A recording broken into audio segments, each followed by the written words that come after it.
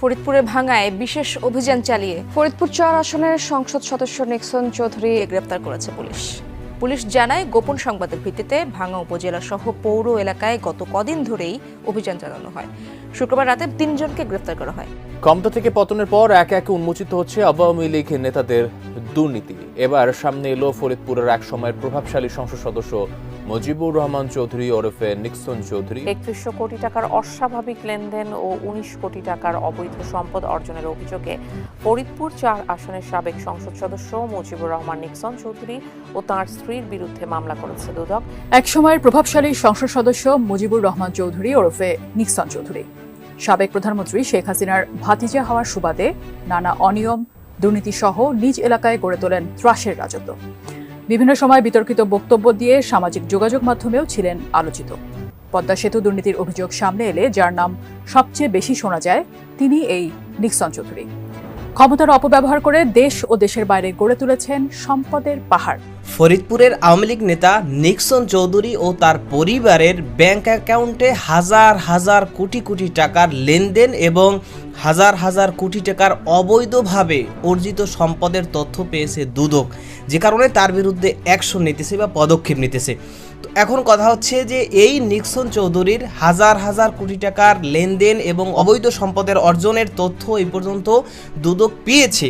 তো তাহলে এখনো পর্যন্ত যেই সমস্ত তথ্য এখনো পর্যন্ত দুদক পায়নি, তাতে তো আরও হাজার হাজার কোটি কোটি টাকার অবৈধভাবে বাংলাদেশ থেকে দুর্নীতি, চাঁদাবাজি এবং লুটপাটের মাধ্যমে এই নিক্সনরা বাংলাদেশের অর্থগুলো হাতিয়ে নিয়েছে এবং তারা দেশ থেকে পাচারও করেছে। আমরা যে দেখি যে দীর্ঘ ১৫ বছরে ১৫ লাখ কোটি টাকারও বেশি বাংলাদেশ সরকার অর্থাৎ শেখ হাসিনা সরকার তারা ঋণ করেছিল এবং প্রায় ৩০ লাখ কোটি টাকার বেশি তারা দেশ থেকে পাচার করেছে, অর্থাৎ যা ঋণ করেছে তার ডাবল আবার পাচারও করেছে।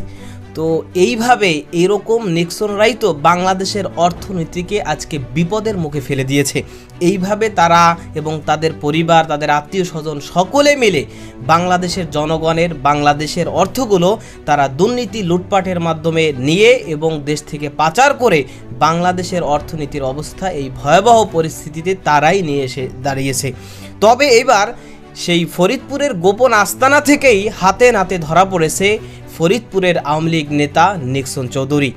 দর্শক, এ বিষয়ের কিছু অংশ ভিডিওর শুরুতে শিরোনামে আপনারা দেখে এসেছেন, বিস্তারিত দেখবেন পুরো ভিডিও জুড়ে। বিষয়গুলো দেখার পূর্বে আপনাদের একটা অনুরোধ করব, যারা আমাদের চ্যানেলে নতুন আসছেন চ্যানেলটি সাবস্ক্রাইব করে অল ক্লিক করে বেল আইকনটি চালু করে দিবেন, তাহলে নিত্য নতুন পরিবেশন করা আলোচিত সংবাদগুলো অটোমেটিকভাবে আপনারা পেয়ে যাবেন। দর্শক, চলুন আমরা দেখব যে ফরিদপুরের গোপন আস্তানা থেকে যে এবার হাতে নাতে ধরা পড়েছে আওয়ামী লীগের সাবেক এমপি নিক্সন চৌধুরী, সেটা আমরা দেখব। তার পূর্বে আমরা একটু দেখে আসি যে এই ১৫ বছরে এই নিক্সন চৌধুরী সে দুর্নীতি, চাঁদাবাজি, লুটপাট, অর্থ পাচার সহ সে যত প্রকার অপকর্ম করেছে তার কিছু চিত্র আমরা একটু দেখে এরপর ওই বিষয়টা দেখব। ধৈর্য ধরে একটা লাইক দিয়ে ভিডিওটি দেখতে থাকুন এবং আপনার মতামত কমেন্টে লিখতে থাকুন।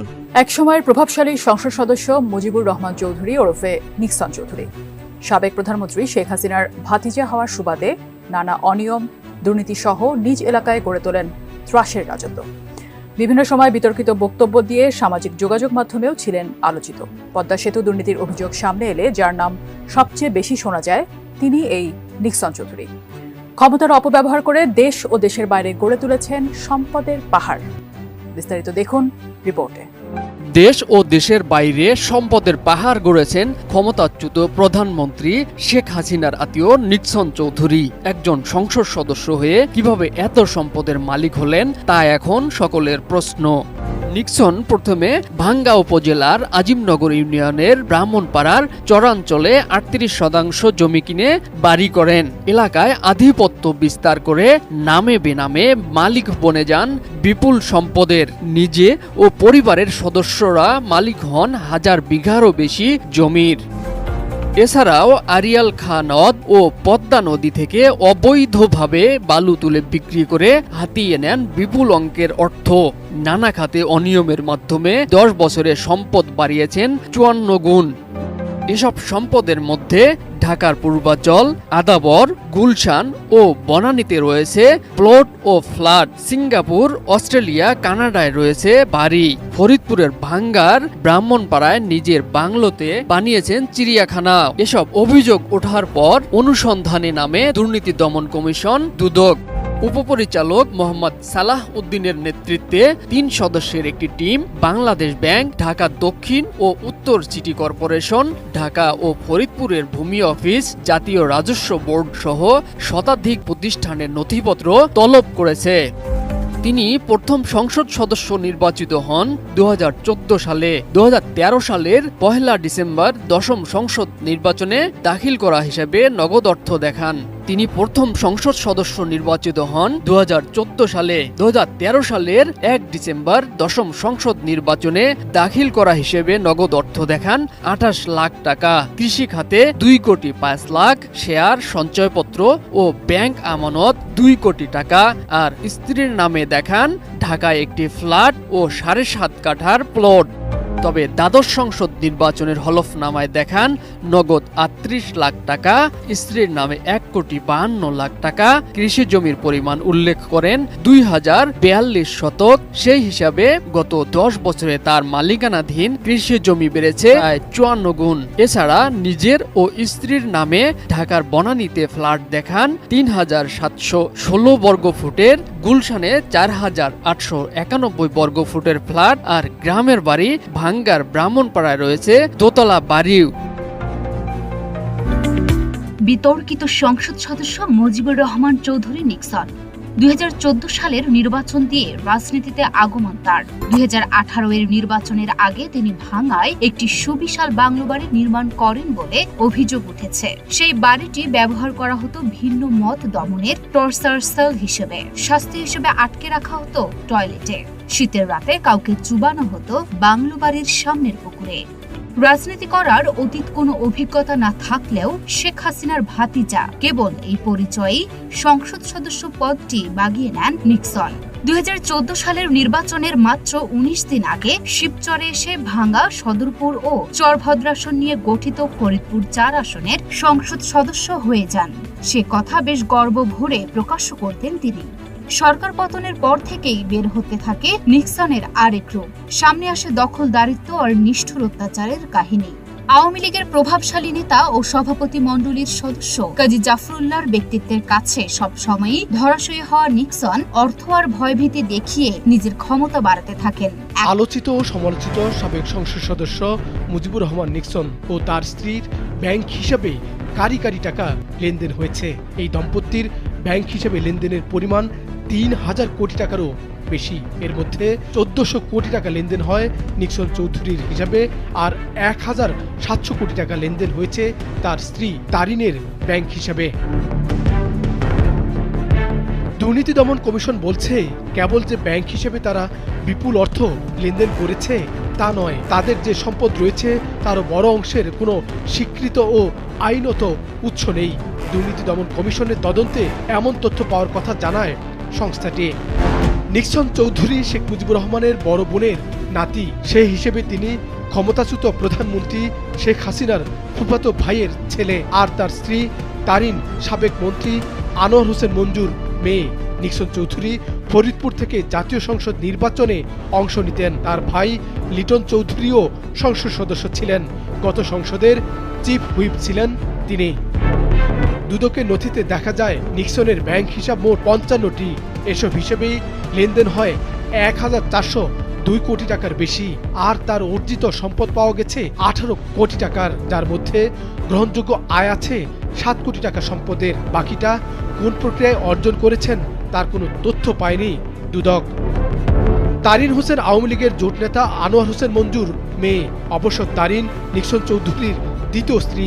তার আগে স্ত্রী মুনতারিনের রহস্যজনক মৃত্যু হয়। তারিনের ব্যাংক হিসাব ছিল আরও ফুলানো ফাঁপানো। তার হিসেবে লেনদেন হয় নিক্সনের থেকে বেশি অর্থ। সম্পদের পরিমাণও বেশি পেয়েছে দুদক। দুর্নীতি দমন কমিশন বলছে, তারিনের ব্যাংক হিসেবে লেনদেন হয় 1700 কোটি টাকার বেশি, যদিও তার ব্যাংক হিসাব পাওয়া গেছে 17টি। এসব হিসাবে জমা পড়েছে প্রায় 9.25 কোটি টাকা। সম্পদ পাওয়া গেছে 24 কোটি টাকার, অসঙ্গতিপূর্ণ সম্পদ মিলেছে প্রায় 8 কোটি টাকার।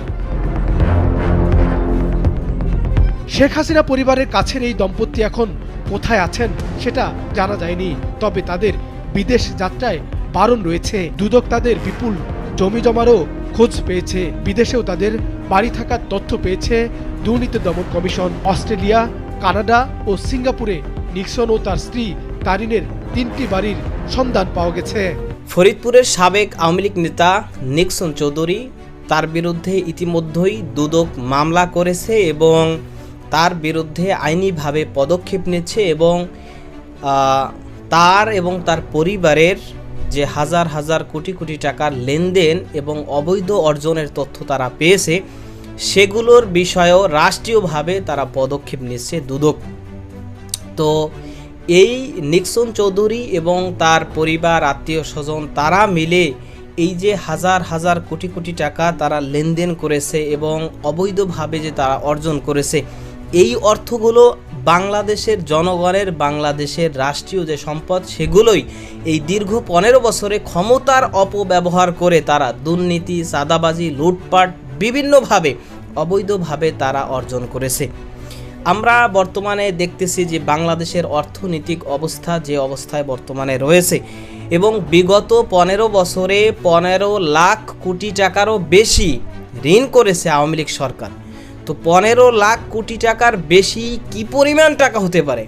এই পরিমাণ অর্থ আওয়ামী লীগ সরকার তারা এই 15 বছরে ঋণ করেছে, অর্থাৎ অন্য অন্য দেশ থেকে, অন্যান্য ইন্টারন্যাশনাল ব্যাংক সহ বিভিন্ন দেশ থেকে এই টাকাগুলো, অর্থগুলো ঋণ করেছে, ঋণ করে এনেছে।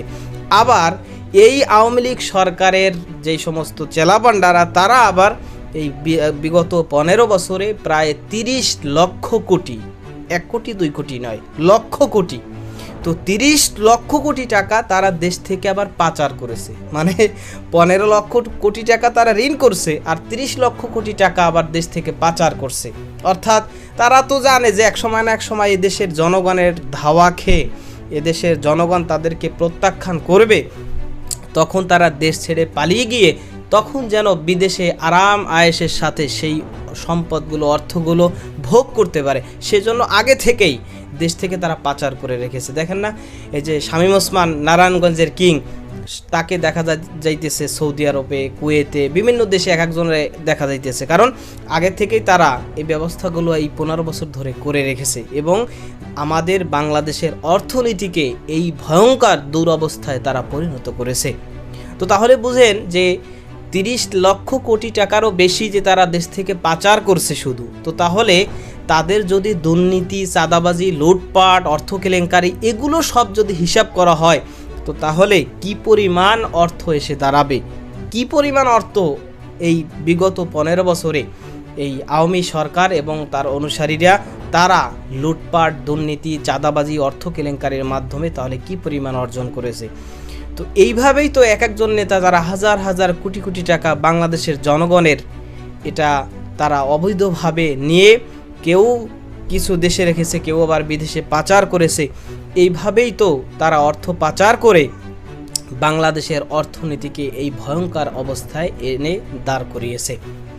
সুতরাং বাংলাদেশের জনগণের এখন এটাই প্রত্যাশা যে এই নিক্সন চৌধুরীর মতো আরও যত দুর্নীতিবাজরা বিগত 15 বছর ধরে যা যা দুর্নীতি করেছে, সেই দুর্নীতিগুলো এক এক করে দুর্নীতি দমন কমিশন হোক আর রাষ্ট্রের অন্যান্য সংস্থা হোক, এক এক করে সেই দুর্নীতিগুলো যেন হিসাব করে রাষ্ট্রীয় কোষাগারে সেগুলো যেন জমা নেওয়া হয় এবং পাশাপাশি যারা এই দুর্নীতি, লুটপাট, অর্থ কেলেঙ্কারি, অর্থ পাচার এগুলো যারা করেছে, বাংলাদেশকে এই ভয়ঙ্কর বিপদের মুখে ঠেলে দিয়েছে, তাদেরকে যেন একেবারে উপযুক্ত, সমুচিত, উপযুক্ত বিচারের মুখোমুখি তাদেরকে করা হয়, যাতে করে ভবিষ্যতে ভিন্ন কোনো দল, নিশ্চয়ই সামনে কোনো দল ক্ষমতায় আসবে, সে হোক বিএনপি, হোক জামাত ইসলাম, আর হোক অন্য দল, তো ক্ষমতায় আসলে তারা যেন এই হিসাব করে যে না, আওয়ামী লীগ যেরকমভাবে 15 বছর ক্ষমতায় থেকে বাংলাদেশের অর্থনীতিকে বিপদে ফেলে হাজার হাজার কোটি কোটি টাকা দুর্নীতি করে 15 বছর পরেও তারা বিচারের মুখোমুখি হতে বাধ্য হয়েছে। সুতরাং আমরাও যদি বাংলাদেশের জনগণকে বিপদে ফেলতে চাই বা এরকম দুর্নীতি, চাঁদাবাজি, লুটপাট অর্থ কেলেঙ্কারি, অর্থ পাচার এগুলো করি, তাহলে আমাদেরও বিপদের মুখোমুখি হতে হবে, আমাদেরও আইনের কাঠগড়ায় দাঁড়াতে হবে। তাহলে কিন্তু এই চিন্তা করে সে রাজনৈতিক দল কখনো বাংলাদেশকে বিপদের মুখে ফেলতে পারবে না এবং বাংলাদেশের জনগণকেও বিপদের মুখে ফেলতে পারবে না এবং বাংলাদেশের অর্থনীতিকেও এরকম ভয়ঙ্কর অবস্থায় দাঁড় করাতে পারবে না। আপনি দেখেন যে বিগত 15 বছরে তারা এই পরিমাণ দুর্নীতি, চাঁদাবাজি এবং লুটপাট করেছে যে 180টা দেশের মধ্যে প্রায় 10টা দেশের মধ্যে বাংলাদেশ চলে আসছে। মানে বিশ্বের মধ্যে দুর্নীতি, লুটপাট এবং অর্থ পাচারের দিক থেকে বাংলাদেশ প্রায় 10 নম্বরের কাছাকাছি চলে আসছে। তাহলে কি পরিমাণ দুর্নীতি, চাঁদাবাজি, লুটপাট বিগত 15 বছরে হয়েছে। তো যাই হোক দর্শক, এ বিষয়ে আপনার মতামত কি সেটা কমেন্ট সেকশনে জানাতে পারেন। ভালো থাকবেন, সুস্থ থাকবেন, দেখা হবে নতুন কোনো ভিডিওতে, কথা হবে নতুন কোনো বিষয়ে। আজকে পর্যন্তই, আসসালামু আলাইকুম রহমতুল্লাহ।